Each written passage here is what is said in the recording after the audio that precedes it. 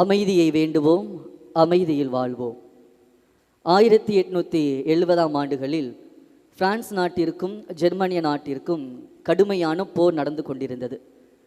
ஆண்டவர் இயேசு பிறக்கின்ற அந்த டிசம்பர் மாதத்திலும் கூட கடுமையான போர். எனவே இரு நாடுகளுமே கிறிஸ்தவ நாடுகள், அமைதியை கொண்டிருக்க வேண்டிய நாடுகள் அமைதியை நிலைநிறுத்துவதற்காக போரை நடத்தி கொண்டிருந்தது. டிசம்பர் மாதம் 24ஆம் தேதி அமைதியின் அரசராகிய நமது ஆண்டவர் இயேசு பிறக்கின்ற அந்த வேளையிலும் கூட இரு நாட்டு வீரர்களும் பதுங்கு குழியிலே பதுங்கி போர் எப்ப வேண்டுமானாலும் எழும் என்ற தருணத்திலே காத்து கொண்டிருந்தார்கள். அப்பொழுது பிரான்ஸ் நாட்டு அந்த படை வீரரில் ஒருவர் தனது கைகளில் இருக்கக்கூடிய அந்த படைக்கருவிகள் எல்லாமே தூக்கி எறிந்துவிட்டு கிறிஸ்மஸ் அன்று நாம் பாடக்கூடிய அந்த சைலண்ட் நைட் என்ற அந்த பாடலை பாடினார்.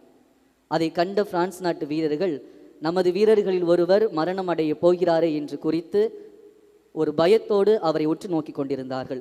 ஆனால் ஜெர்மனிய நாட்டு வீரர்கள் இதை கண்டு அவரோடு சேர்ந்து அந்த பாடலை பாடி தங்களுடைய போரை நிறுத்தி அமைதி களமாக மாறியதை அந்த வரலாறிலே நாம் காண்கின்றோம்.